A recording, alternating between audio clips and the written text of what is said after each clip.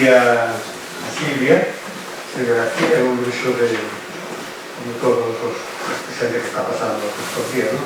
Era canga do Morazo, na 1973, e é fundamentalmente unha artista e investigadora no campo das artes e das novas tecnologías. Doutora en Belas Artes e licenciada na especialidade de diseño e audiovisuais. Actualmente é profesora e decana da Facultade de Belas Artes en Pontevedra. Durante o período comprendido entre o 1997 e o 2005 traballou no Centro Galego de Arte Contemporánea, no Departamento de Actividades, organizando ciclos de conferencias, obradoiros, etc. Como comisaria de exposición levou adiante relatos privados e espacios públicos no MAP da Coruña, tamén o diálogo do creador do Museo do Pobo Galego, ou o Gabinete das Maravillas, Animación e Cidade, a Casa das Campás de Pontevedra, entre outros modos. Tamén colaborou con distintas galerías, organizando mostras de arte xónica. Como artista participou en numerosas exposicións, facer, diseñar, pensar no Museo de Artes Decorativas de Madrid e levou a cabo intervencións como a cidade desde dentro, a cidade desde fora, na Biblioteca da Facultade de Filosofía da Universidade de Compostela ou os silencios que comen Galicia na Biblioteca do CEGA. E iso vai nos falar así da interrelación entre arte, artesanía e deseño. Moi ben. Pois gracias pola presentación. Eu poñome no lugar de porque cando me toca presentar non me gustan moito as presentacións formais porque non teñen sentido e penso que é mellor que cada un se explique e agradezo a invitación. Acabo de dar ademais un paseo da marca artístico e disfrutei de sair da facultade de Pontevedra, que está ben chula, Pontevedra, pero de acercarme a Mariña. E a miña idea, bueno, como suele decir, gustaríame que acabara sendo un diálogo e que poderamos debatir acerca de algunhas das cuestións das que vou a falar, que ao final é un fío conductor entre os obxetos artísticos diseñados de artesanía e a nosa relación cos obxetos, non? Entón, para contextualizar, eu estaba pensando que o fío conductor un pouco sobre a memoria dos obxetos estaba en relación coa biografía, non? A biografía, cada un de nós, a relación que ten os obxetos e como eso nos conecta tamén coa infancia. Quería empezar con este punto de vista biográfico e non con un punto de vista académico, porque justamente dende Belas Artes creo que temos unha ollada distinta a un historiador da arte que quere clasificar, e un pouco esta exposición da que falou Casigueiro, que se chamou en Madrid, no Museo de Artes Decorativas, Facer, Diseñar e Pensar, falaba justamente desta idea de traballar coa materia, pensar traballando e esta cercanía ao obxeto e o matérico, non? Entón, eu estaba pensando na miña relación cos obxetos e pensaba na miña infancia. A miña nai era redeira, que en Cangas do Morrazo lle chamamos atadeira, e eu estaba intentando pensar desde que punto de vista nos marcan certos obxetos, as agullas de madeira, as redeiras, que estén presentes esos obxetos que teñen unha configuración misteriosa, non? O meu avó, o pai da miña nai, era carpinteiro de Ribeira, en Masó, que temos unha ruína ali en Cangas que é toda unha península. A conservera Masó tivo barbería, tiña ultramarinos, era unha macrofactoría e está todo, é unha ruína industrial desaproveitada. E o meu pai acabou montando unha mueblería, era electricista, foi mariñeiro, tamén estuvo embarcado en Suráfrica e estuvo embarcado no Gran Sol, pero pareceu que era moi dura a vida de mariñeiro e pasouse a electricista e logo montamos unha mueblería. Entón, intentei facer ese fío conductor da relación cos obxetos porque era donde quería arrancar, non?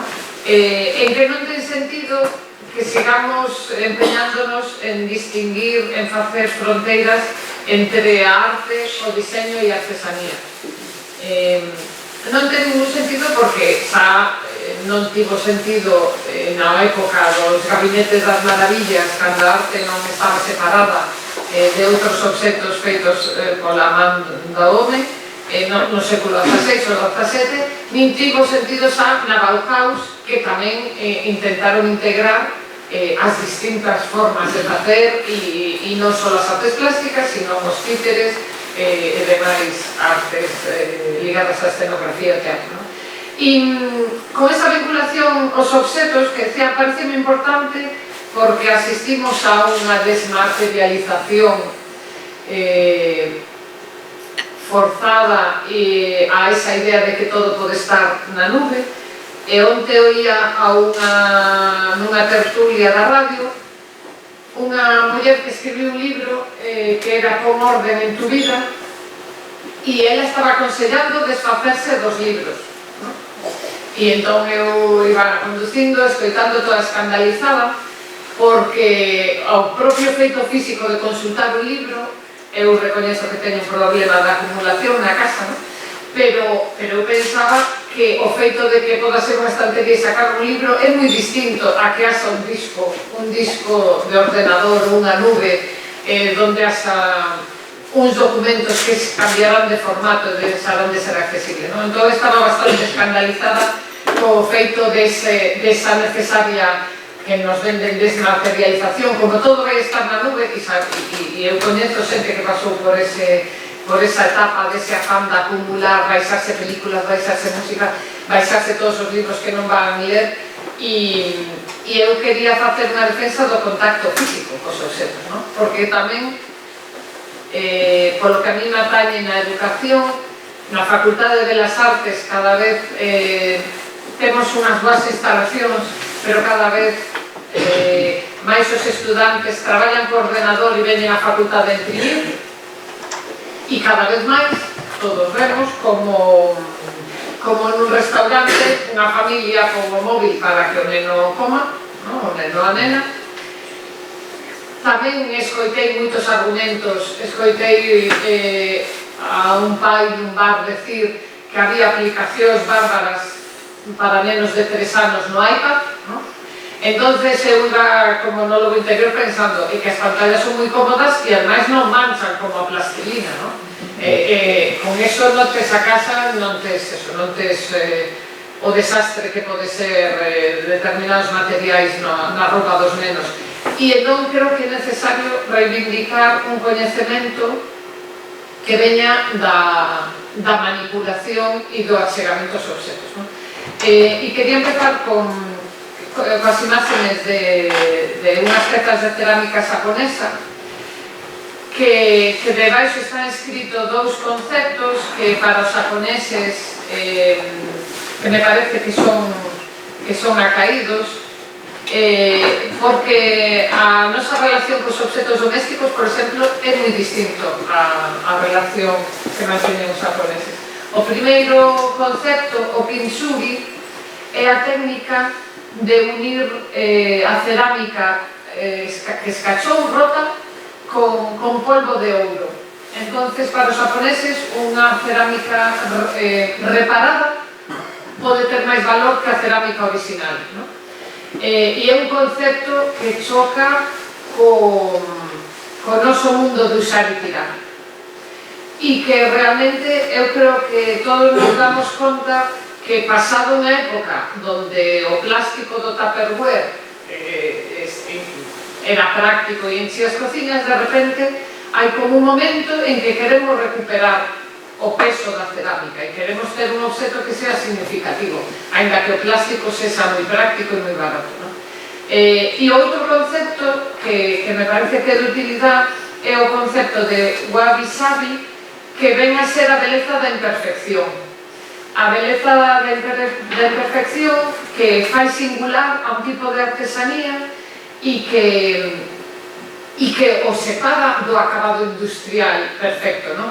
Tivemos un conferenciante outro día na facultade, Javier Vives, que é un arquitecto xubilado, que ten un blog e que viu desde Cataluña e que ele estaba nos deu algo pinceladas de cerámica e contaba precisamente esa esa especial aprecio pola beleza da textura da imperfección, ¿no? que é difícil de entender. Él decía que a cerámica oriental, si non se coñece ben, a cerámica china non ten nada que ver coa cerámica japonesa precisamente polos acabados.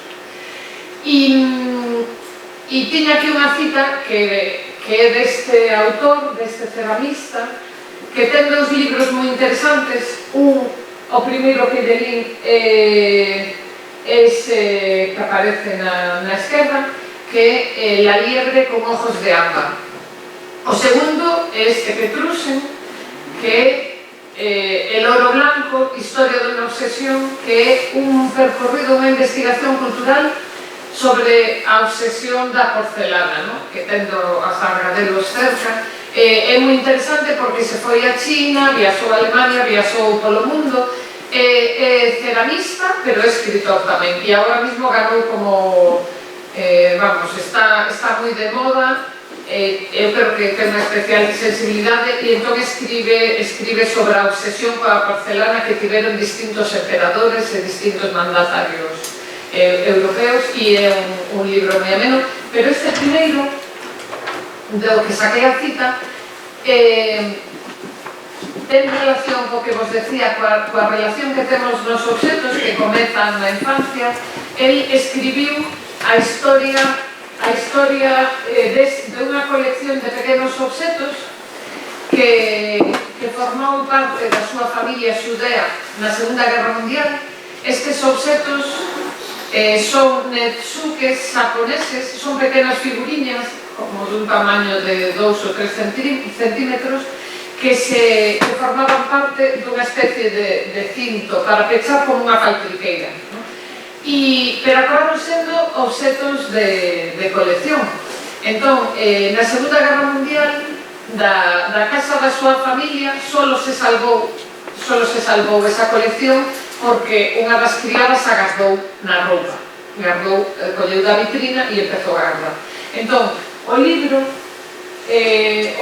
que se titula La liebre con ojos de ámbar, que é esta figura de aquí, o que intentou foi tratar a historia da colección, do coleccionismo na súa familia, intentando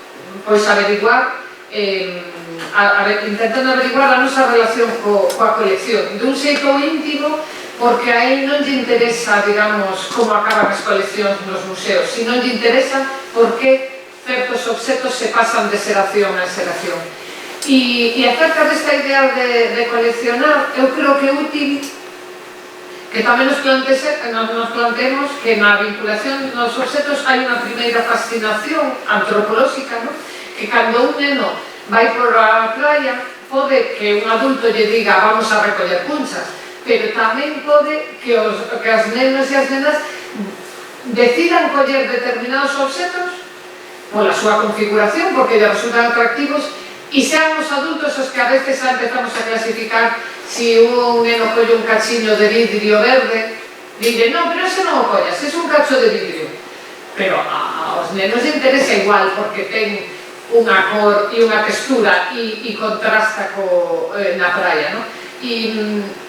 E eu na facultade creo útil nunha asignatura de transmisión e mediación falar dese impulso de gardar e que nos planteemos como sociedade que vamos a considerar patrimonio, que queremos que este gardado nos museos e como vamos a tratar ese tema da colección coa xente máis nova, non? Contrastando con eso que decía antes de unha sociedade en que está toda a información e todo o coñecemento na nube. Bueno, pois a cita de Edmund del Val, que o que vedes a súa dereita é a súa produción como ceramista. El fai como instalacións escultóricas, esta da esquina superior dereita a fixo no Victorian Albert Museum, a unha altura estaba solo vi reproducción de imágenes, pero estaba fora do alcance, funcionaba como unha greca decorativa porque quizás estaba a 10 metros de altura. Pero tamén fai pequenas instalacións como escultórica cos seus cuncos de cerámica, e aquí ten un cunco de cerámica entre as mans, e me parecía que o tipo de coñecemento que me estou referindo se resume nesta cita do seu libro, ¿no? Que di, para mí, cómo se manipulan, se usan y se pasan los objetos no es una pregunta tibiamente interesante, es mi pregunta. Puedo recordar el peso y el equilibrio de un cuerpo y cómo funciona la superficie en relación con el volumen. Soy capaz de leer cómo un borde crea tensión o la pierde. Puedo percibir si fue hecho a prisa o con diligencia, si tiene calidez. Veo bien cómo funciona con los objetos que tiene cerca, cómo desplaza cierta parte del mundo que lo rodea. Bueno, ten esta maneira de escribir moi poética, pero que fai que logo veamos os seus objetos, todos os seus funcos, teñen un aire familiar, pero son todos distintos, non? Entón, el no seu libro fala moito da súa reflexión como ceramista e da súa relación co material, co espacio de traballo, e me parece eso especialmente valioso a hora de falar da arte e do diseño e da artesanía no noso mundo actual, non? Quizás tamén creo que ten que ver por que me interesan este tipo de pezas, porque cando eu estudiei a carreira de Belas Artes fui voluntaria na 11 dando clases de teatro a nenos cegos en Pontevedra, tiña unha residencia e seguín en contacto cos pedagogos da 11 e acabei facendo exposicións táctiles que un espectador normal tiña que poñer un antifaz para tocar pezas escultóricas que eran de estudantes de Belas Artes con pezas feitas para tocar, ¿no? E entón esta especie de coñecemento áptico do táctil tamén é algo de que se non reparamos tamén falando co pedagogo da 11, por exemplo, me falaba de como os rapaces que estudan, os rapaces cegos totales que estudan, coñecen animais por descripcións, por reproduccións que lle pasan en relieve. A 11 se encarga de coller láminas de libros e pasarlas a relieve, pero este pedagogo da 11 me decía, pero son adolescentes que nunca tocaron un peixe e que nunca tocaron un polvo, ¿no? Entón decíame que él facía talleres no verán solo para que os nenos tocaran os animais e que de repente unha nena pois decía de isto eran las agallas, ¿no? Que algo que lle pasa, que obviamente me fixo reflexionar, que lle pasa moito a algúns rapaces cegos que teñen unha capacidade lingüística moi desenvolvida e te poden estar falando dun semáforo e saben a teoría do semáforo, pero non teñen ni idea de como é a forma física do semáforo. Saben para que sirves, saben que é un dispositivo de aviso, e polo tanto empecé a interesarme moito por este tipo de coñecemento táctil e porque tamén é fácil observar que sin querer lle sustraemos ese tipo de coñecemento aos nenos, porque a mí me asombraba ver nenos pequenos que todo lle daba asco. La arena mojada le daba asco, o tacto de algo comestible, eso, un peixe sin que este frito lles parece algo repugnante de tocar. Entón, tiven como esa especie de teima que temos que poñer moita máis atención en tocar as cousas, non só porque traballara con rapaces cegos. E relacionado co tema da artesanía e tamén co do textil e co diseño, parecíame interesante comezar, vou a poñer algúns exemplos de artistas e diseñadores, comezar por Louis Bourgeois, que foi un artista que rompeu con moitos estereotipos.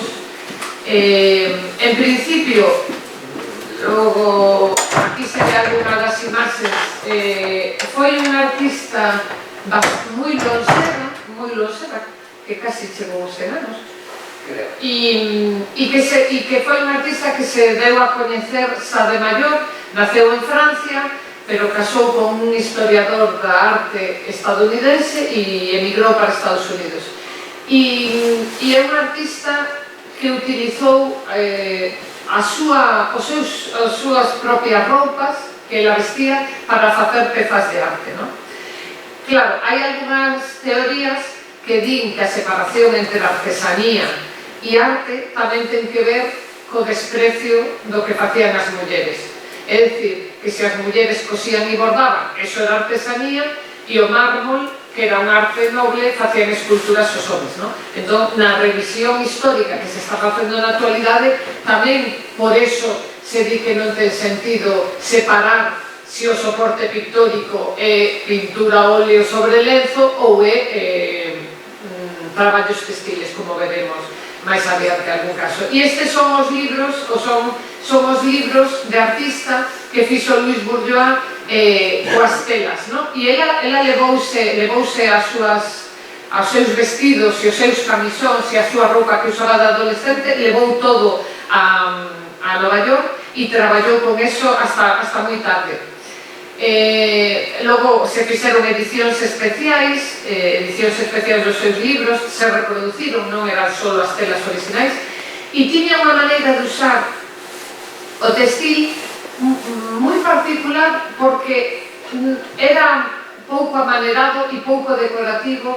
Usaba, cando cosía algunha das esculturas, aquí non se ve tanto, facía torsos femeninos sin cabeza e a veces os cosidos estaban a punto de reventar. Entonces era todo o contrario que entendemos dun bordado delicado, ben feito. Cando ela cosía telas, cando veías unha escultura, daba a sensación de algo un pouco desasosegante.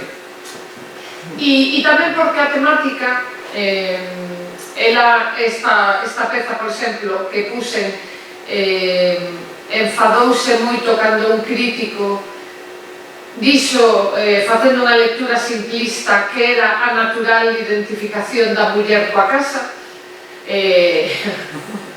Enténdese ben porque é unha lectura simplista, cando ela estaba traballando coa idea contraria, que era o doméstico como espacio amenazador. E está ligado a súa biografía e a verdade é que eu creo que os artistas non lle gusta que se faga unha lectura biográfica do que van facendo, pero no caso de Luis Bourgeois, ela fala moito de como a arte lle servía para curar certos traumas. E as súas instalacións, que son como esta, houve unha gran exposición no Guggenheim de Bilbao, hai un verán ou dous, que se chamou Cels, que son esculturas nas que te podes meter dentro e son como escenografías un pouco do medo, porque ela está representando o conflicto familiar. Tamén ten que ver con isto daqui, que sería a reutilización dos tapices. A súa nai era restauradora de tapices antiguos, entonces tapices que estaban deteriorados, tiña un taller de restauración, tiña unha casa ao lado do río que era necesario polos taninos para tinguir os tejidos, e o conflicto con que ela viviu era que o seu pai se liou coa institutriz que os cuidaba. Entonces ese foi como especie de trauma freudiano do peso de que algo está ocurrindo dun conflicto, e entonces a presencia do pai ás veces a plantean nas súas celdas como un abrigo xigante. Entras nunha celda que ten a colección no Pompidou, entras e ves un abrigo como de 2 metros, teso, negro, e esa representa a figura do pai. Entonces, no caso de Luis Bourgeois, sí que a lectura autobiográfica está moi presente e hai maquetas da súa casa. Logo tamén hai, en este caso, é un corpo femenino representando o arco da histeria, que no século XIX Charcot se fixeron moitas fotografías e estudos sobre a histeria femenina, entonces era como un estereotipo. Tamén me chamou a atención que nunhas cartas que se conservan no Museo das Peregrinacións de Santiago, me decían que unha bolseira que estaba organizando coleccións que donaban, decíame que había cartas donde as mulleres falaban de histeria como o máis normal do mundo. Entonces decía que dúas fillas ven de familias con cartos de Santiago, se escribían y decían, me iré a un balneario para ver si me pasa la histeria. Era un lugar como un estereotipo da época. E Luis Bourgeois tamén estudia esa iconografía, ¿no? Do corpo femenino ligado á idea de enfermidade e de ese desprecio das mulleres histéricas, ¿no? Esta, como os decía, esta maqueta da súa casa, e están os torsos, a maternidade vista desde un punto de vista moi escultórico e nada dulcificado, creo, como se fora o peso físico, ¿no? No torso.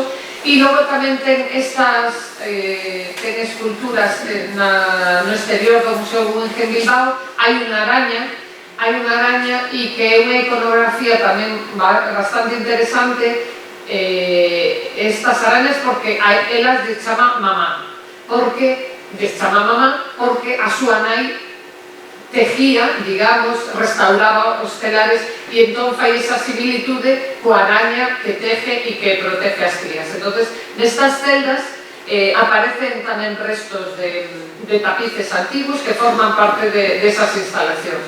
Entonces, a verdade é que Luis Bourgeois traballa todo o tempo coa memoria nos obxetos, pero ao mesmo tempo rescatando ese material do esquecemento, ¿no? E paso de Luis Bourgeois a unha rapaza galega que se chama Isabel Mastache, que este foi o seu proxecto final de carreira de xa hai uns anos, que traballaba cos peliqueiros, facendo este traballo de plegado e cosido, pero ao mesmo tempo tamén usando, por exemplo, a chaqueta está feita cunha manta, non sei se aquí se chama manta zamorana, sí, pero con esa manta fixo as chaquetas. O seu pai era sastre e axudoulle cando viu este proxecto, ganou bastantes premios, e de feito ela agora traballa nunha empresa de vestidos de bodas en Cataluña, pero ela sufriu un estrés de artista. Ela ademais estudou primeiro Belas Artes e logo moda, e resulta que o grupo de música REM, antes de desfacerse para un videoclip que se chamaba Alligator, lle pediu vestuario a esta rapaza, ¿no? E a min me fixo moita gracia porque ves xente con moito talento, que ela, como non controlaba ben inglés, ese encargo para ela foi unha cousa de estrés máximo, ¿no?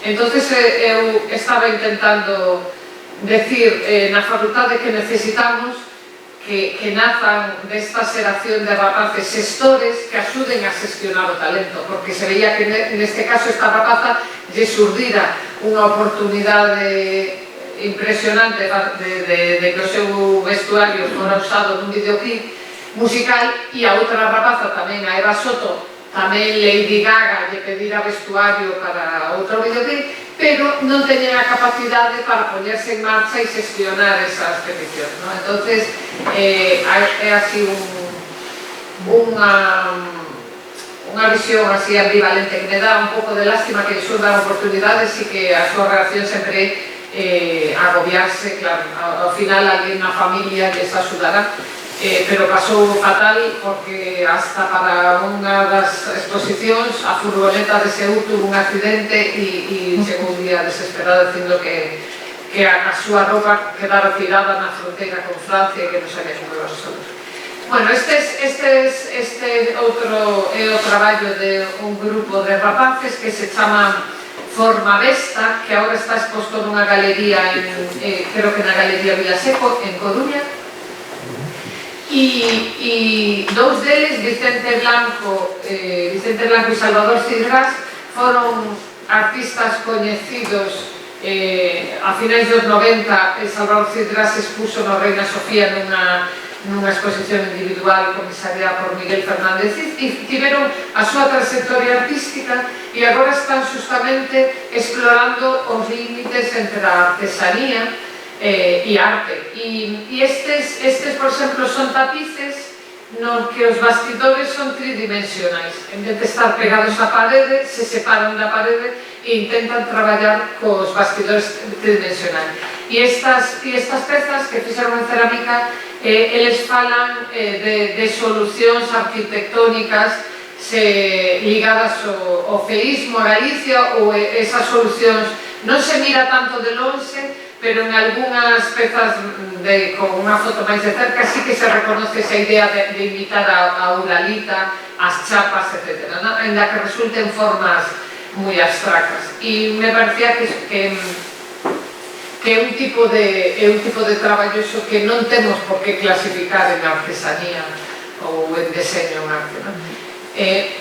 Hai unha relación cos materiales, por exemplo, cos diseñadores, os irmáns Campana, que son dous diseñadores moi conocidos brasileiros e que utilizan esa idea de rescatar obxetos que non teñen valor, como as sillas de plástico, que as sillas de plástico que se ven ahora que serían máis antes en calquer chiringuito de playa, ahora está as terrazas e todo, o mobiliario é un pouco máis fino, pero ainda se poden, son sillas moi versátiles, está clarísimo que podemos ver a alguén de 80 anos que saca unha silla á porta da súa casa e non ten ningún problema en si é de plástico e non é unha silla tradicional.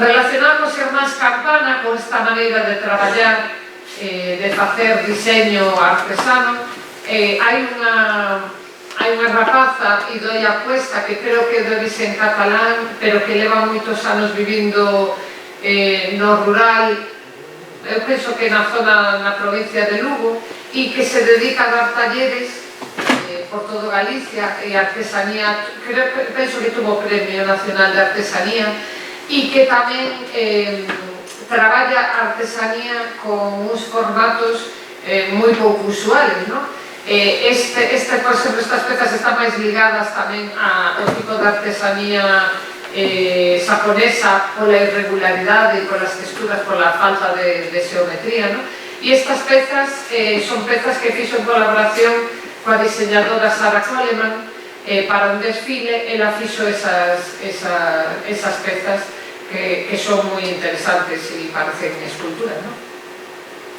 Bueno, e tiña aí unha relación antes de pasar a relación co contexto social, seguindo esa trayectoria como matérico, co que decía antes de tocar e experimentar, me parecía que a propia idea de facer pezas na natureza, unha das artistas que foi moi coñecida foi Ana Mendieta, que sigue a ser unha artista reivindicada polo feminismo, era de origen cubano, estudiou en Estados Unidos, acabou sendo a muller de Carl André, un escultor minimalista moi coñecido, e é un caso na historia da arte moi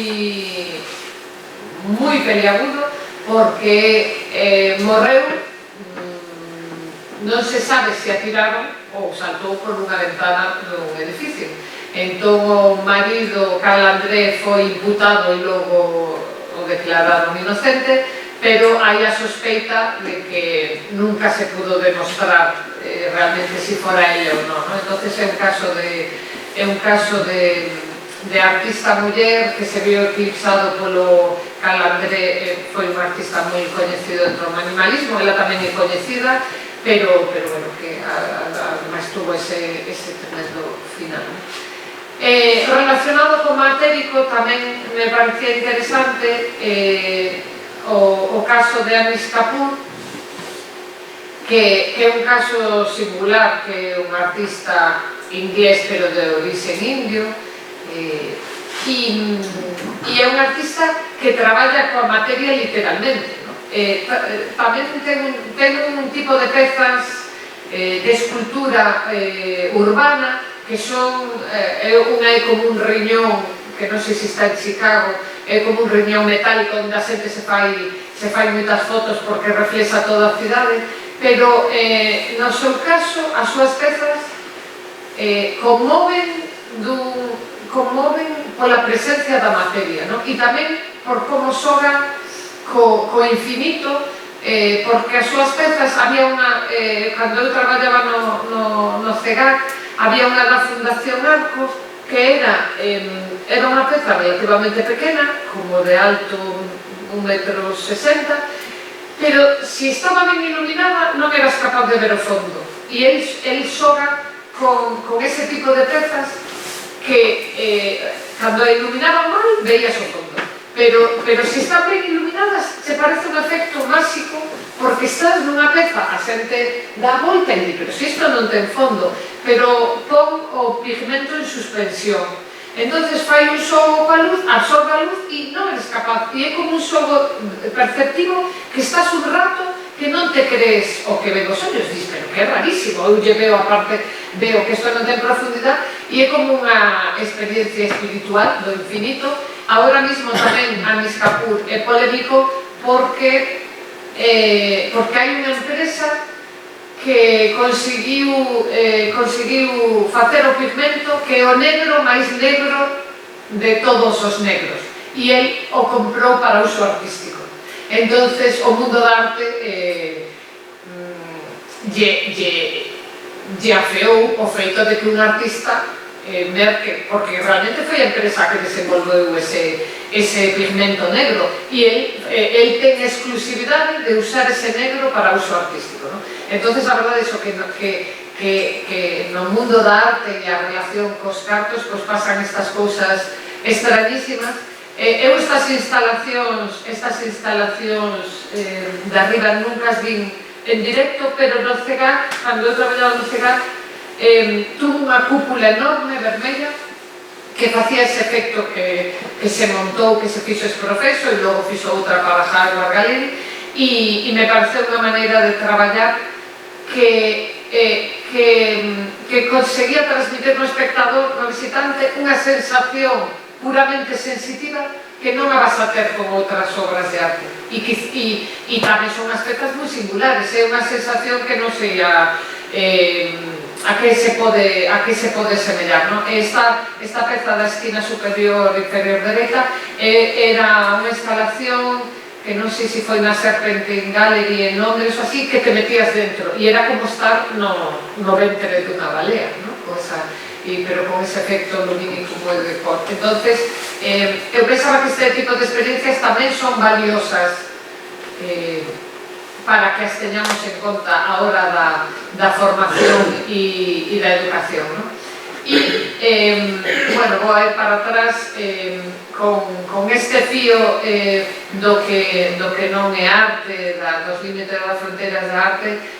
Por exemplo, esta artista Bárbara Kruger pois usou o formato de collage de cartel para facer eses manifestos, non?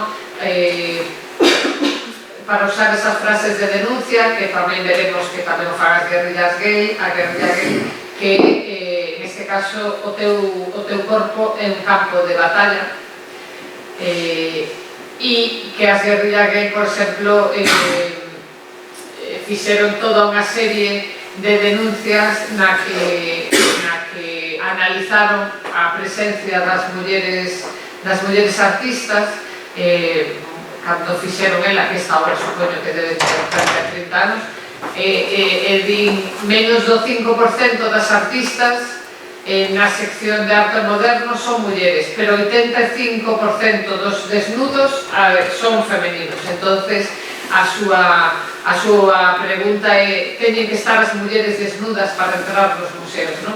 Xa que non entran como artistas, e tamén con ironía as ventaxas de ser unha muller artista é que podes traballar sin a presión do éxito.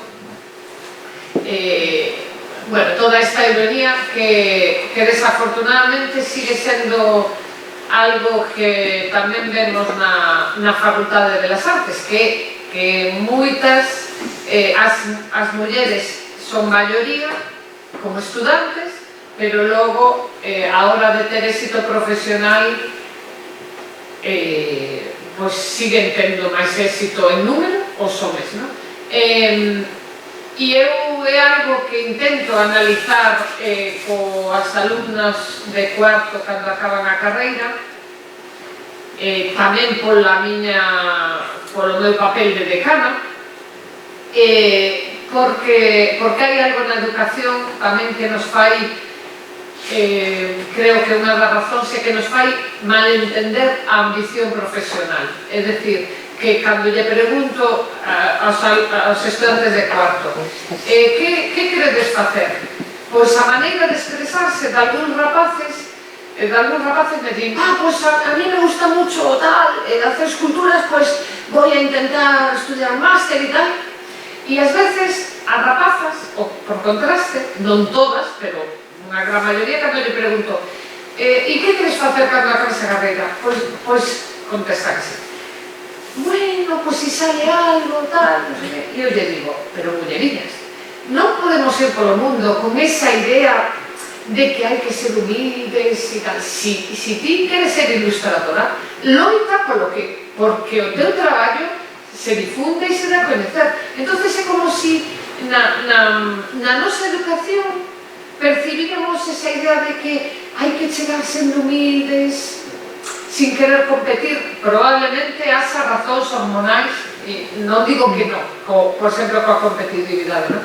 Pero, como se deu eso a circunstancia que traballei nun museo, e logo fui profesora, e agora son decana, tamén me dou conta que as mulleres solemos decir que non a postos directivos porque non nos compensa, non? Entonces, me parece que eso tamén eu teño que transmitir ás estudantes que non é só culpa do teito de cristal, sino tal como está o poder en determinados postos directivos, pois as mulleres, eu e outras compañeras din, déjate de líos, non, eu nada, dirixir algo, non para nada. Por que? Porque a conciliación non está resolta e porque se entendía na época que eu traballaba no museo que se dirixías algo, tiñas que ir a comer e a cear con as persoas que estaban de visita, artistas, e non tiñas vida propia. Entón, bueno, a idea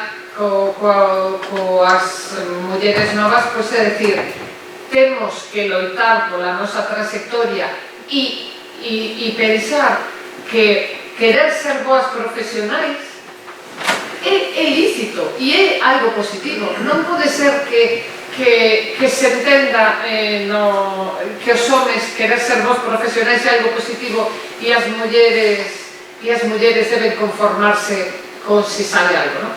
E entón estou me acordando de cousas que me pasaron a min como decana que incluso na miña familia que foron bastante progresistas así. Cando pensan que tes un traballo fijo, que non son funcionarios, son contratados, dinche, por que sigues viaxando así? Non tes un traballo, xa? Entón dime, pai, ti eres moi jabota. Eres moi jabota e digo, por ir a congresos, por querer ser unha boa profesional, se identifica como alguén que non aguanta na casa e está viaxando. Si fora un home, non escoitaría eses comentarios. Pero bueno, era para contextualizar este tipo de traballos que para algún este tipo de pezas de activismo, digamos, todavía para o sector da arte está máis cercano ao diseño gráfico que a arte, non? E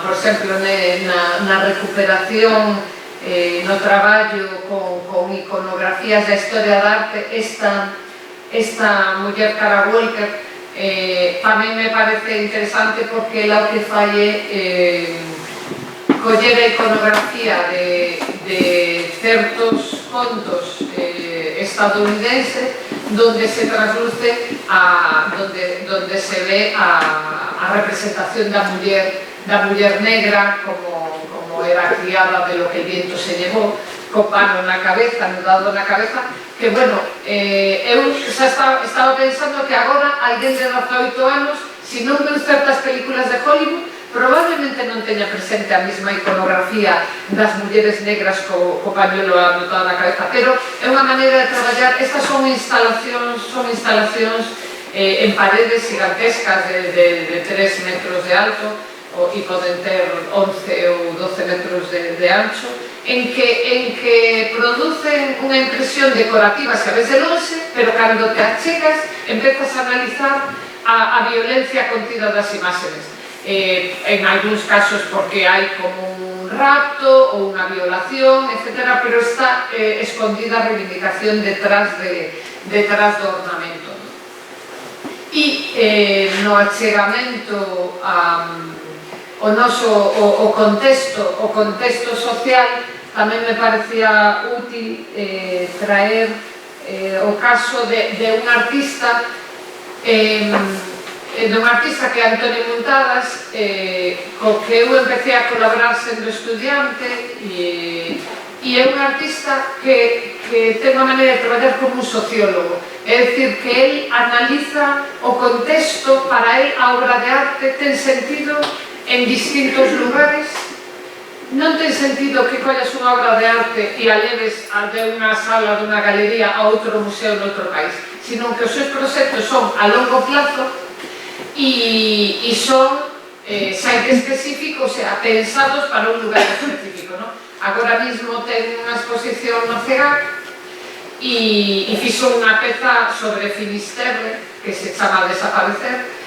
E cando eu o coñecí nos 90 estaba facendo unha exposición na Casa da Parra, na Plaza Quintana en Santiago, e eu como estudante, a primeira vez que o coñecí, empezou a falar da presencia do espacio religioso en Santiago, e me di conta que facía uns análisis aos que eu non estaba habituada, asociando a arte que sempre está ligada como a autoexpresión e a manifestación dos intereses biográficos. Entonces, me pareceu unha maneira de traballar moi interesante.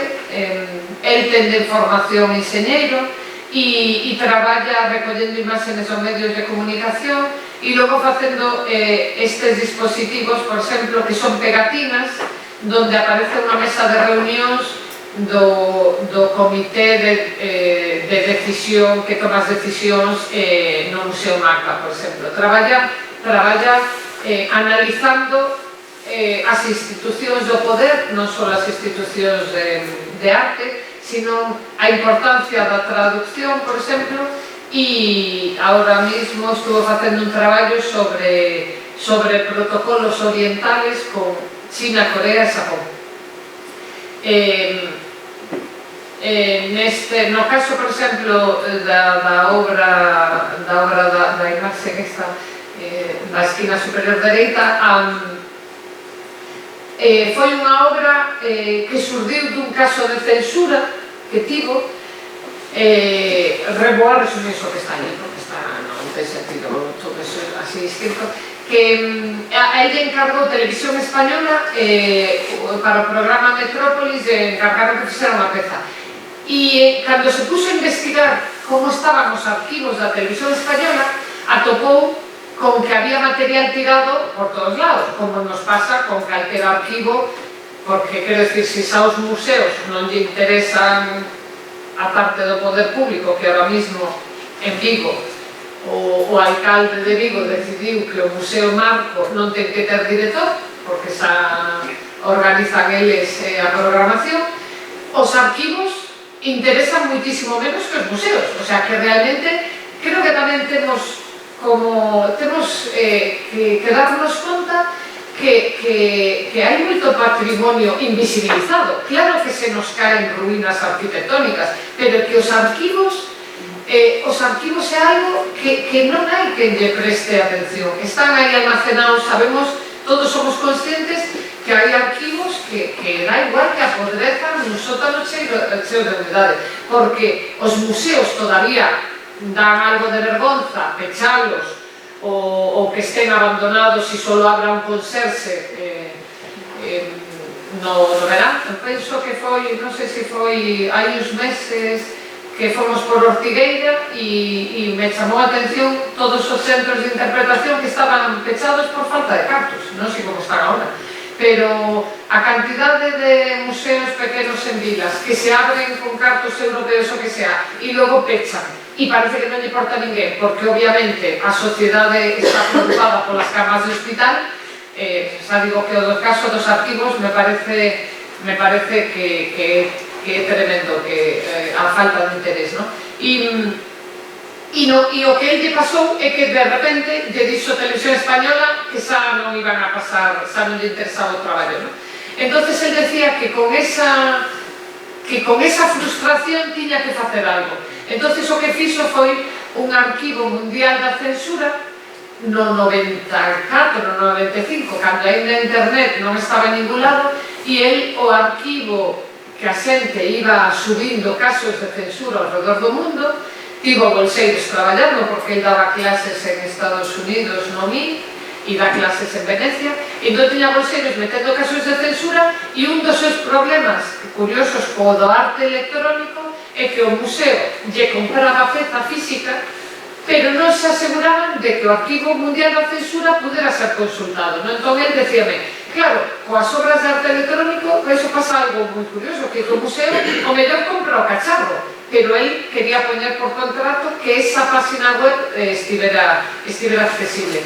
E esta maneira de traballar por proxectos, analizando o contexto que nos rodea, me parece tamén moi necesario no ámbito educativo ter algúns exemplos porque seguimos tendo problemas coa idea de como se dá arte nos colexios e nos institutos facendo manualidades.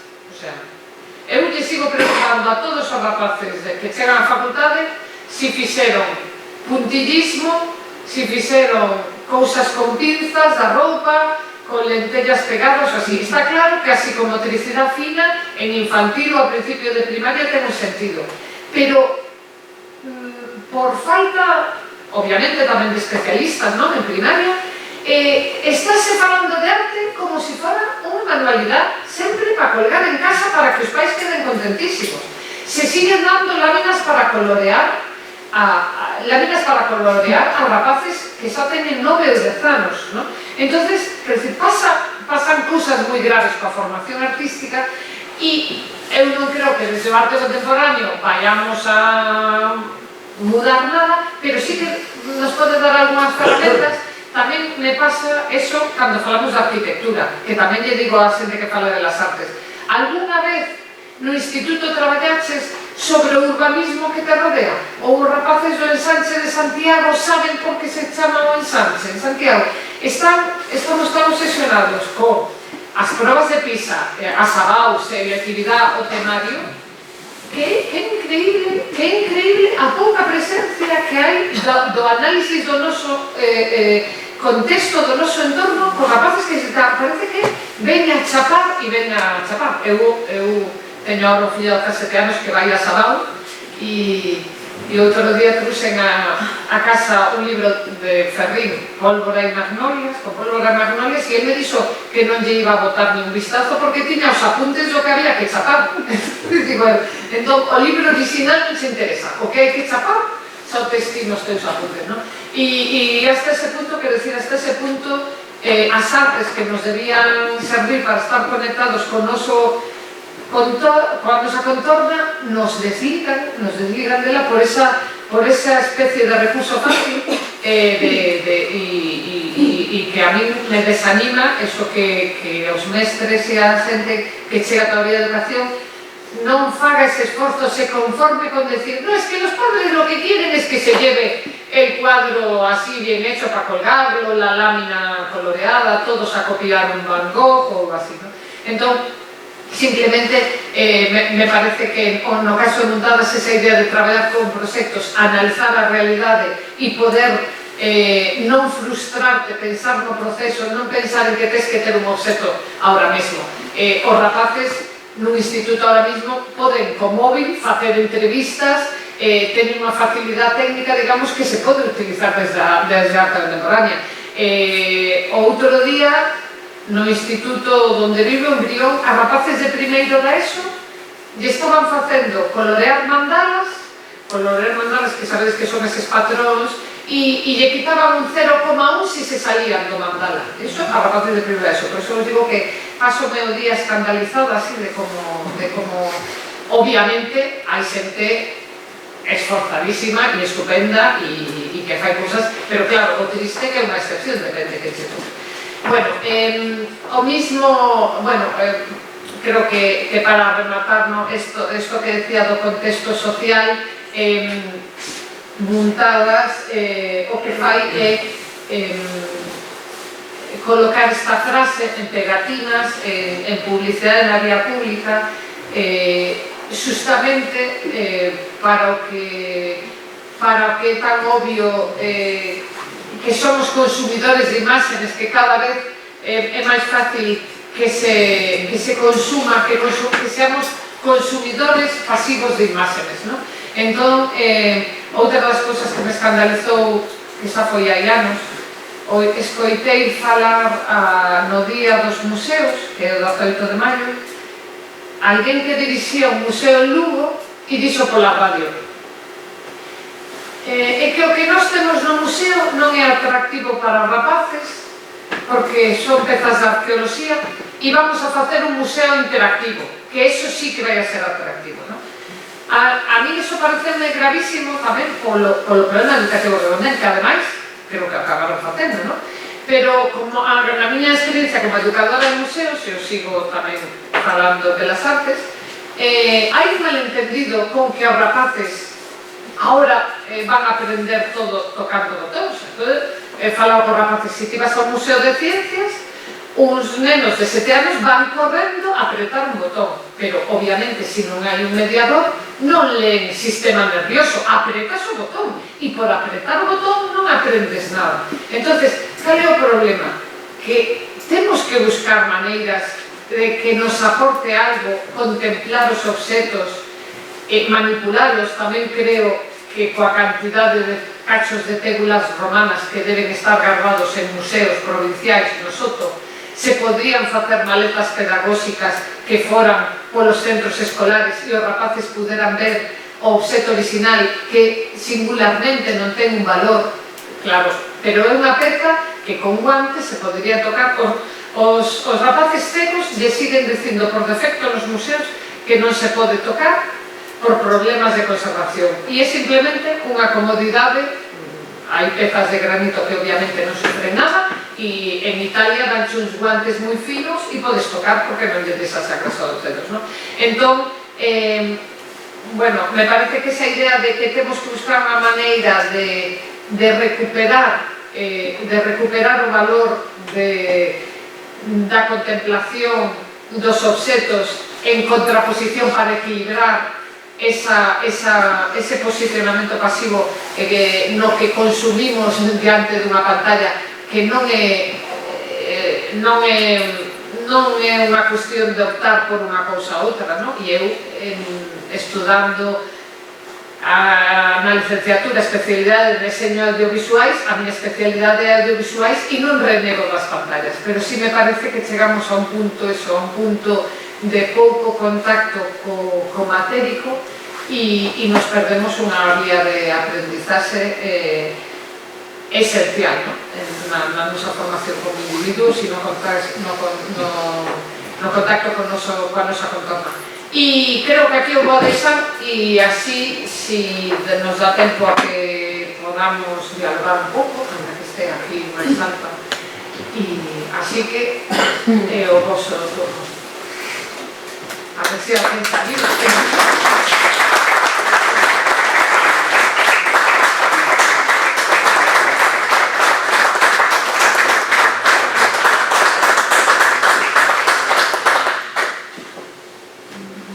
A tecnoloxía está establecida como un elemento de coñecemento, ¿no?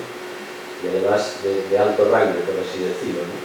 Porque desde todos os ámbitos, ¿no? Tanto para o educativo desde paianos como desde o poder, nos está introducindo esa mentalización sobre eso.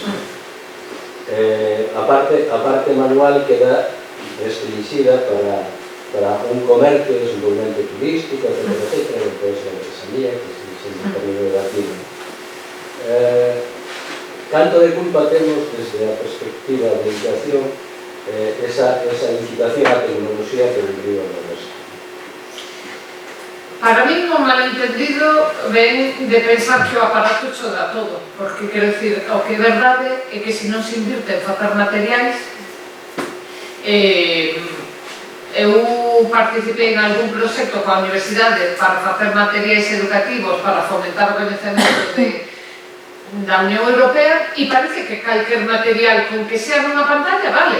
Entonces é como se non tiveramos o mismo nivel de exigencia con outro material pedagóxico.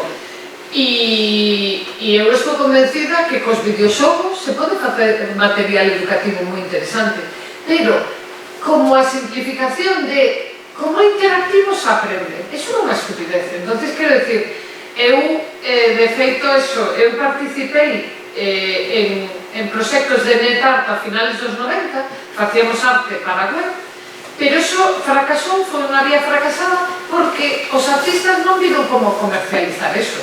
Entonces, a exploración formal e as probas coa tecnoloxía e rapaces que hoxendía traballan con impresoras 3D, con robótica, etc., ten un sentido, ten todo o sentido, si traballas facendo algo significativo. Pero, como é tan fácil de vender que calquera pantalla nos vai axudar a mellorar a cuestión educativa, para mí é o mismo malentendido que se nos dan malas matemáticas, aumentemos as horas de matemáticas e ya saquemos as artes, non? É obvio que esa non é a solución. Pero tamén entendo que se toman medidas, as familias, non sei, parece que están contentas con que de repente o teu fillo teña un portátil no instituto. Non é fácil de evaluar que están facendo co portátil nos institutos desde fora, non?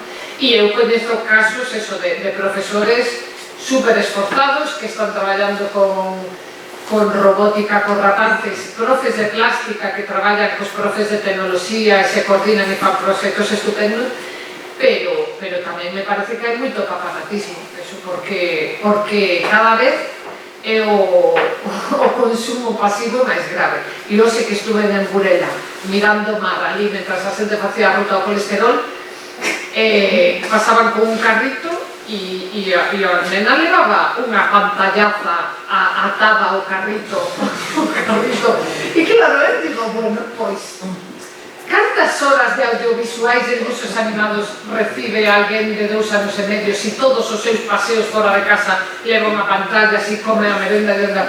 Entón, quero dicir, creo que esa é un asunto grave.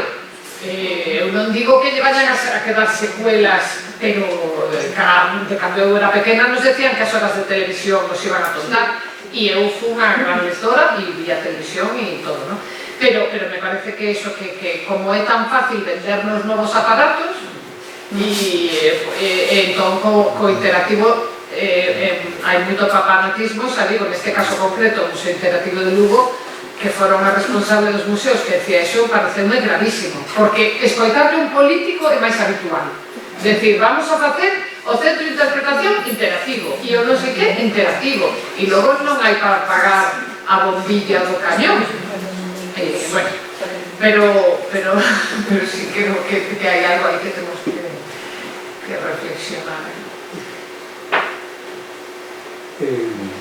Unha pregunta que leva tempo dando negocios. Hasta que punto, eu non estou en contra da tecnoloxía, pero hasta que punto desde o propio sistema artístico, desde os museos en concreto, non teñen parte de culpa de que a xente os alumnos non se preocupen cos obxectos, non? Probablemente teñen. Digo porque observo que cada vez se programa menos escultura, menos instalación, ou menos instalación con obxectos, non? Que embargo máis vídeo e fotografía, que probablemente pensaba en outro día, digo seguramente, que claro, o que costa o transporte e os seguros de unha exposición con moito material, digamos, con materia, pues se organizan 5 exposicións de fotografía y de vídeo. Eso influye sin lugar a dudas. Transportar esculturas de Stefan Bach, el Volcán sobre el Cegar de Alemania, eso era carísimo. Pero ainda así, o vídeo xa estuvo máis de moda. E quer dizer, os centros tampouco están comprando vídeo. É verdad que son instalacións moi baratas, pero ahora mismo os museos, incluído o CEGAC, están sacando todos a súa colección en diferentes versións. Quer dizer, a crisis se notou en todo. O que pasa que eu creo que non se fixo un plan pedagóxico real para tratar estes temas. Realmente, os museos teñen o público cautivo das escolas e dos institutos e lles interesa, e ahora mismo compiten con un musical en inglés, un teatro de Lope de Vega. O sea, tiña unha compañera en primaria que me decía: chámate unha empresa para venderte un musical en Vigo, e é unha empresa especializada que che di: te mandamos la unidade didáctica por email, vente con tus alumnos, solo cuesta... E entón é verdad que nos departamentos de pedagogía dos museos están a facer visitas guiadas e nada máis, que o personal dos museos está sendo... me contaban outro día que en Madrid pagaban a 4 euros a hora e non sei que institución museística por visitas guiadas. Entón, xente de historia de arte me decía: pero que 4 euros a hora, o sea, é tal miseria, e quer dizer, todo é unha falta de cartos e de ganas de facer un proxecto realmente a longo plazo. Tive unha amiga, Cristina Trigo, que cando estaba no CEGAC facía proxectos con profesores ao longo de todo o curso e traballaban programación para varios anos, e agora iso é impensable. Tens unha exposición, faz unha visita, poden facer algún taller de arquitectura bueno, e é verdade que están facendo a veces charlas filosóficas na cafetería do CEGAC. Estáse probando con distintas experiencias que funcionan, e eu coñezo a narradores orais como Celso Samartín, Kiko Cadaval, que cada vez fixeron visitas cruzadas no Museo de Pontevedra. Fanse pequenas experiencias, pero non é como un objetivo educativo traballar eses temas do acercamento aos obxetos, e moitos museos din: non, é que é un problema de conservación. Entón, con eso, por eso non sei se non me parece que sea, o sea, realmente a colaboración debería ser de verdade entre os responsables dos museos e os centros educativos. Non pode ser, cando viñan os rapaces ao CEGAC, eu pensaba: como vas a traer a uns rapaces a Santiago e no mismo día os levas a Catedral, o Museo do Pobo, o CEGAC e a unha obra de teatro auditorio? Dios, que van a facer os rapaces? Caerse o chan na sala de exposición, non? O sea, se lle dá tal paliza, eso, pois eu entendo que os rapaces que veñen de Tui a Santiago, pero tamén hai que traballar as cousas de outra maneira, non pode ser. E ás veces os profes están ultra estresadísimos porque os rapaces non estén de bromas dándose un codazo e lle den a obra, entón, ni siquiera a experiencia é moi positiva. Ás veces hai profes argumentando os rapaces, e entón digo: pois para traerlos a ese museo e estarlle botando a bronca así, pois moi placentera non vai a ser así. Bueno, tamén yo creo que igual hai que acercar máis, como se está haciendo aquí últimamente, ¿no? Que igual hay que acercar más a estas zonas que están tan alejadas. Ya viste cómo te llevó llegar hasta aquí, ¿no? Que están tan alejadas de Santiago, pues acercar un poco también aquí lo que se hace en Santiago, porque todo está tan centralizado en determinadas zonas, ¿no? Cuando se necesita también aquí que la gente conozca, ¿no? Y que, claro, eso ¿sabes? Porque en realidad lo que se está haciendo aquí es por parte de la gente que está aquí, que está moviendo, pero tenemos nosotros que movernos siempre hacia allá, pero no hay interés en decir, bueno, pues lo que hay ahí vamos a acercarlo aquí, porque, ¿me entiendes? O sea, y es que también, es que yo creo que todo tiene que ser de autoalimentación, ¿no? Y de retroalimentación. Y entonces, claro, me hablas de eso, de los alumnos que van allá, pero es que aquí no ven casi nada, ¿no? Entonces, yo creo que también que hay, bueno, pues hay cosas que no son tan categóricas y tan... Pues aquí, la gente de aquí pues está muy alejada de lo que es el arte, de lo que es verdad, es así. ¿Por qué? Porque está todo muy centralizado. Sí, pero eso entonces, problema... y los medios... sí, ciertamente es eso, ¿no? Y luego la televisión, que es lo que transmite y... Eso creo que lo teñen moi en conta os franceses porque se falou moito da descentralización, por exemplo, do Pompidou e do Louvre, ainda que os museos grandes están facendo as sucursales en Dubai e donde lle dan cartos, ¿no? Sí. Pero o Pompidou e o Louvre sí que abriron esa idea de hai que descentralizar e o país, e é verdad que en Francia o centralismo tamén é máximo, parece que só é París, sí, ¿no? Bueno, sí. Claro, pero eso tamén sigue a ser un problema cultural, educativo e político. A min me alucina que nunca nos enteremos os de Vigo do que se programa en Coruña, o sea, cada un coa súa prensa local e obviamente xa os políticos son os primeiros interesados no minifundio. Solo consigues que movan algo si teñen un amigo alcalde no outro lado e din, pois vai itinerar, o sea, o panorama é super desolador, non? A verdade é que é moi preocupante, pero como hai tal desidia, quero dicir que estamos tan desesperados. Sí, pero es que tamén sí. Eu estou de acordo co que tú dices, no? Pero fiando co que tú decías antes do desconhecimento da contorna, é certo que ir a Santiago é complicado, pero na Mariña temos lugares artísticos espectaculares, como pode ser a Catedral de San Martín de Molledo, como pode ser a Fábrica de Sargadelos, ou como pode ser, bueno, o Castro é máis unha cosa arqueolóxica que artística, pero bueno, que nos colegios, nos centros non se estudian.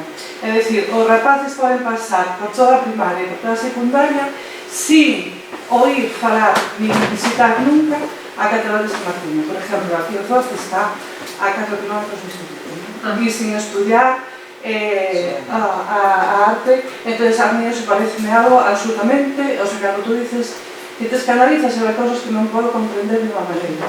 E, por exemplo, igual, antes, ainda que me vai que é moi importante, non?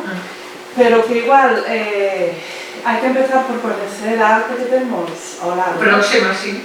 Que a arte e que a historia, e eso está ao lado pegado, quer decir, non hai ninguna dificultade. Pero eso non ten que ver con, quer decir, hubo un momento en que se falou, se sacou menos os rapaces dos colegios a facer excursións, porque formou parte da reivindicación cando foi toda a polémica, pero ao final non sei que tipo de desidia ou de desánimo ou aumentaron as horas de docencia, se ao final eu na propia facultade está todo o mundo enfadadísimo e cansadísimo, e eu vou a dar charlas aos institutos e o primeiro que me dixeron os meus compañeros é: Silvia, tienes que aprender a decir que non. E digo, é unha cousa asombrosa, porque entre os meus compañeiros noto esa falta de preocupación social, o sea, está todo o mundo está tan cansado que dice, mira, me sobra a mí con mis horas que dou non sei que, como para que me digas que me vaya a la línea. Bueno, pues, y a mí eso tamén me parece moi grave, o sea, esa especie de cansancio, de desidia, que donde a xente che di, mira, xa teño moito coa miña vida, non me digas que me prepare, o sea, obviamente en cada centro hai os profes que son os monitores de campamento de todos os que organizan esto a semanalmente, a que fan normalización, pero é como se o poder conseguira desconectarnos a todos a base de, como tes máis horas semanales e estamos todos hasta aquí, eu estou farta de plataformas burocráticas. Desde que cheguei a ser decana, teño que entrar a unha plataforma nova a darlle conformar a cada factura que se paga. Claro, eu teño unha mala leche cando me conecto ás 12 da noite a darlle a conformar a facturas, pero tamén teño moi claro que non a van a pagar os alumnos, non? E entón é como se realmente os ánimos que tiñamos para facer cousas te vas aplatanando e vas enfadándote co mundo da burocracia e non sei que, e realmente conseguiron o poder conseguir desconectarnos e ser todos seres máis dóciles que te vas arrastrando o traballo e sinceramente eso os rapaces o notan tremendamente. Eu noto en falta sempre cando vou así a conferencias dos estamentos que estades na universidade, a universidade. Na sociedade me falta a universidade. A presencia da universidade. E a crítica da universidade, e o primeiro paso da universidade. Pero sabes por que conseguiron eso? Porque a universidade ahora mismo está preocupada de estar no ranking de Shanghai. Claro. E está como la secundaria. É que desde Bolonia, os que nos vimos a lei do contestamos e vimos que había másters que se podían facer facilmente, e titulitis e cosas por estilo, é dicir, todo o mundo entrou nunha voráxide sin querer escoitar a parte crítica, que ao final o problema sí que vai a ser socialmente político. A política que está incidindo en esa desidia e que está incidindo literalmente en que te saquen as ganas absolutamente de todo. Pero eso é por parte de unha falta de ideoloxía personal. Eu non entendo como desde a perspectiva universitaria non existe esa ideoloxía. A ideoloxía de combate de decir, bueno, xa que nosotros somos o ente pensante de un país, nosotros vamos a ser aquí a guerrilla que lo plante a cara ao poder. Eso é o que debería de ser o ERO. Quizás foi noutra época, pero ahora mismo eu digo que entre os meus compañeiros que ten un sesenio de investigación se quitan 100 horas de clase. E persoas que estiveron no meu equipo, como vicedecanas, que agora estou como vicedecana de menos, me dixo, porque salí reelexida aí unhas semanas, díxome, mira, Silvia, yo me tengo que ocupar de mi sesenio. E chodín literalmente.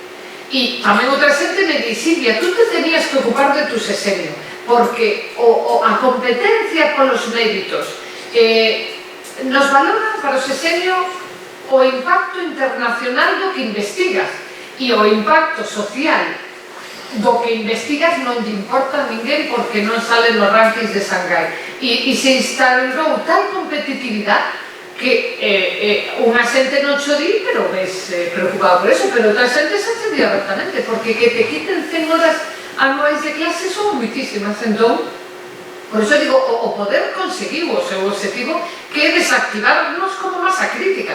Somos os principales burgueses preocupados de que non te quiten os privilexios que dan. E claro, eu incorporei na universidade no 2005, 2002, e toda a xente que eran catedráticos antes que a min están enfadados por ter que dirixir TFGs que non tiñan que dirixir, protestan. O ano pasado me dixeron non nos podedes obligar, a normativa tuvo que sacar a universidade para obligar a que non quería dirixir traballos fin de carreira. O sea que a situación é moi grave, porque obviamente hai xente que hai 25 anos vivía moito mellor que agora e agora non.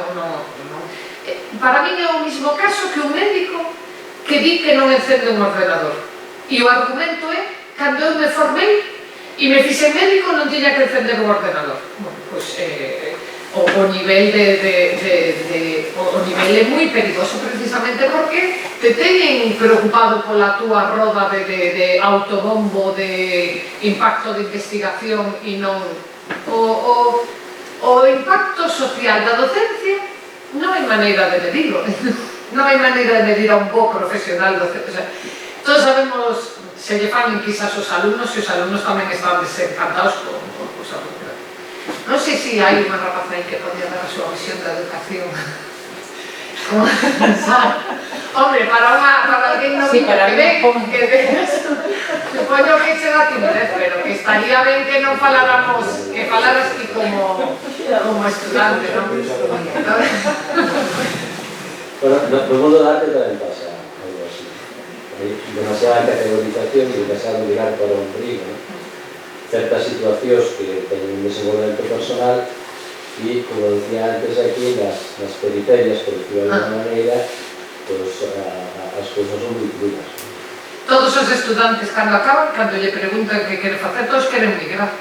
Todos me contestan: buah, está todo tan mal que hai que ir a Berlín. O tengo unha colega en Londres, non sei que, digo, hombre, pero logo volvede, hombre, mirad o mundo, pero eso non sei se foi culpa das familias, tamén me dá sensación, sigue habendo moito énfasis en ti estudia, filliña, que aquí é todo miseria, ¿no? E entón esa idea de que se estudias marchas, eu estou convencida que o abandono do rural ten que ver con que non nos formamos en cooperativismo, nunca.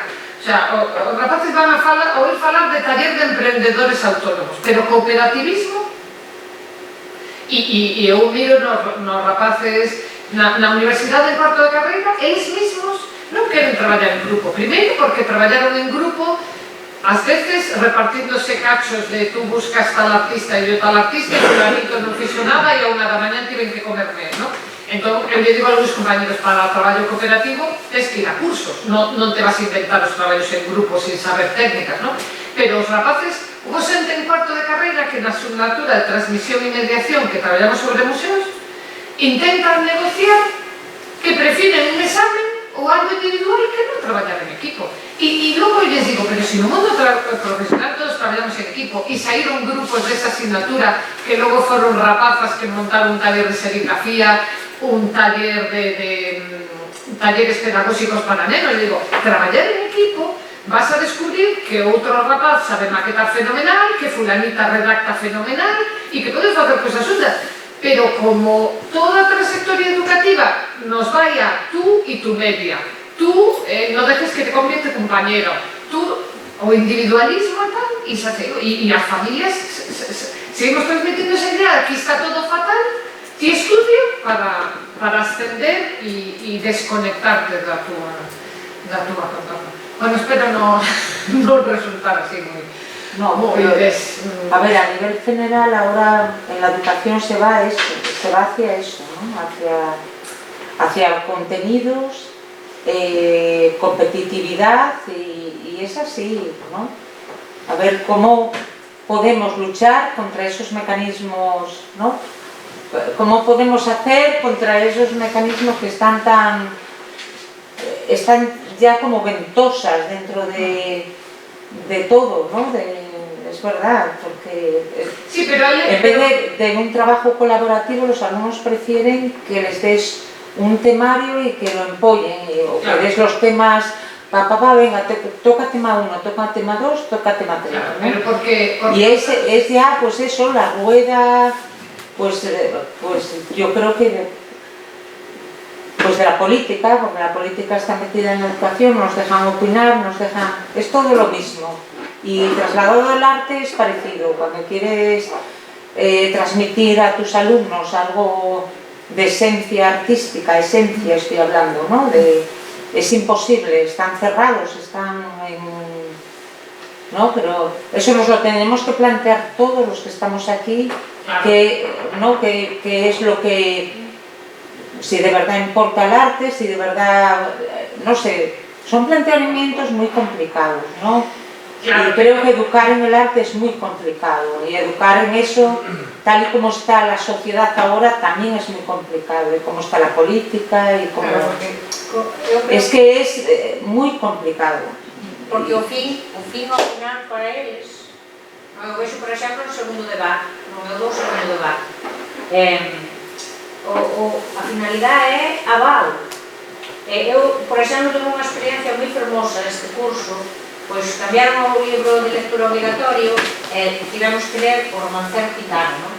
Entón eu dixen, hermano, pois eu non vou explicar, nin o vades ler solos, vades cada dous, vades ler dous na clase, explicaros, e tedes que facer algo creativo, non? Pois reinventar a Lorca por grupos. Foi unha experiencia fermosísima, pero ao final, para eles, que fomos felices, vendo as cousas que fixeron, como ambientaron os romances e tal, realmente, ao final, non é práctico para eles. Foi un bálsamo facelo, porque nos axudou a conocernos e a ver cousas que de outra maneira non veríamos. Pero utilidade práctica non ten, sabes? E eles, no examen da BAU, o que fixamos non vai ser útil. Xa sei, pero esa é unha utilidade a corto plazo. Útil, sí, claro, porque o libro vai moi ben lido, que ben entendido, non? Pero a finalidade non é esa, non? Pero é que o problema é o do examen, quero dicir, o problema é que todo masticado e chapado e vomitado os necesites para entrar en medicina, é o problema. Pero non dubides de que para a súa experiencia tamén profesional facer o que fixeron ten utilidade. Pero eu entendo que moitas veces os profes, cando as familias din, pero que barbadas estáis haciendo cando tenéis el examen aí e que non sei que, claro, por eso digo, é moi difícil levar a cabo certas prácticas, pero o que tamén é verdade é que en teoría queremos formar suxeitos críticos e logo non é verdade. Logo que se premia é a docilidade e estar quieto e calado. Entón, quero dicir que os rapaces vean en todas... E logo, quero dicir, tamén hai o Ken Robinson, o educador, que ten un libro que se chama El Elemento, que fala de rapaces que fracasaron no entorno escolar e tiñan un potencial creativo que logo acabou sendo dibuixante dos Simpsons, non sei que. E digo, as artes ten a ventaxa de que alguén que estuve escoitando non vales pa nada, a menudo non lle dá matemáticas, tú non vas a ligar a nada, non sei que, eso das frases, o campeón de natación, creo que era Ian Thorpe, cando ganou un dos premios do mundo, dixo, yo dedico a miña profe de primaria que me dijo nunca llegarás a nada. Entón digo, é tremendo o que se lle di aos rapaces porque non son bons en matemáticas. E cando ti lle proporcionas outra experiencia, alguén di, ostras, en esto son bo, en improvisar teatro, e vai a ser de valor profesional. Sí, pero daste conta que, por exemplo, no meu caso, que temos as cousas contadas, e resulta que perdemos as maiúsculas.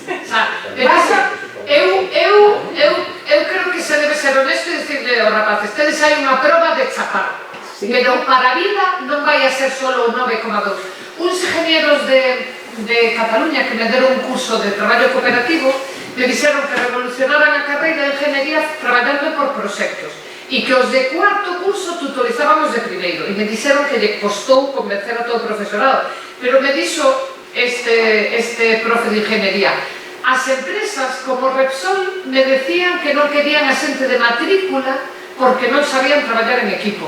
Digo, e iso non se lle está contando a rapaces, se lle está dicindo tienes que ser el de 9, non sei que. Unha profe de Follo, que é neta de Alexandre Bóveda, me contou outro día que nun traballo cooperativo, fixo un traballo cooperativo e lle chegou unha nai indignada dicindo que porque su hija había tenido menos de un 8, que le exigía a su hija, en primaria, un 8 o máis. A profesora lle dixo, estamos traballando en empatía, e a nai lle contestou que a empatía non se come. A ver se non miras. O sea, eu pensaba, é increíble o que supón a batalla de intentar cambiar algo do sistema, porque todo o mundo está moi contento con chapar e vomitar, non saben chapar e vomitar, e non é verdad que profesionalmente logo eso se sirva. Eso quer dizer, logo hai xente moi frustrada porque toda a vida lle dixeron, eu tengo compañeros de traballo que tiñan esa idea de yo fui de 9 e eran malos compañeiros e non servían para... Sabe, que alguna vez na empresa así se di, alguén ten que ser consciente de que ten que facer unha nota de prensa nunha mañá e se esa persona está acostumbrada al 9,5 e necesita 10,5, pois non vai a ser un traballador que se asusta ao ritmo real da empresa. Entón, eu que non fui mala estudiante, ao final, cando cheguei ao mundo profesional, dixen, anda, a capacidade de improvisar tamén sirve para moitas cousas, porque logo os meus propios compañeiros me encargaron inventarme talleres nunha fundación en Callobre que era para traballar o diseño de mobiliario para nenos. Entonces eu vi que aquilo que me estiveran coartando na educación, logo profesionalmente me deu novos traballos, porque a creatividade a hora de propoñer actividades unha das compañeras que saliu do CEGAC e se foi a unha fundación chamoume para facer taller. E entón dixe, pois é verdad que esa obsesión pola media e pola media non sei que, ao final fai que algúns rapaces, tamén me pasou con un arquitecto que estaba estudiando para o mestrado de secundaria, para ser profe de secundaria, e me dixo, mi familia y yo invertimos mucho tiempo y dinero en mi carrera y la sociedad no me ofrece nada. Porque él esperaba un chalet de urbanización, un puesto fijo, ¿no? Y estaba estudiando para ser un amargado profesor de instituto. Entonces, quiero decir, o sea, creo que tenemos la responsabilidad de decirte a los alumnos, para aprobar a ABAU y entrar en medicina necesitas chapar como un condenado, pero para vivir necesitas a outra parte tamén. Non con chapar como un condenado, bueno, chegarás a unha oposición. Claro que sí. Pero tamén, aí tamén hai moito que discutir cos pais, porque o que dixeches tú desa nena de primaria, a ver, eso é o pan noso de cada día, e os pais queren resultados académicos.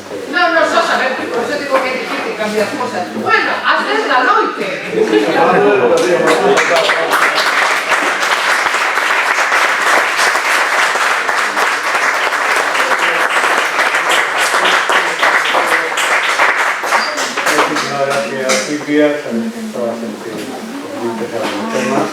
Bueno, porque ao final debatimos, Sí, bueno, gracias. Simplemente lembrarles que mañana está sobre la penalta, que creo que os va a encantar a todos. Una escritora muy boa, con mucha sensibilidad, muy poética, que trabaja con un material con potencias, con ferro, con acero, algo sorprendente, muy poco habitual hasta ahora.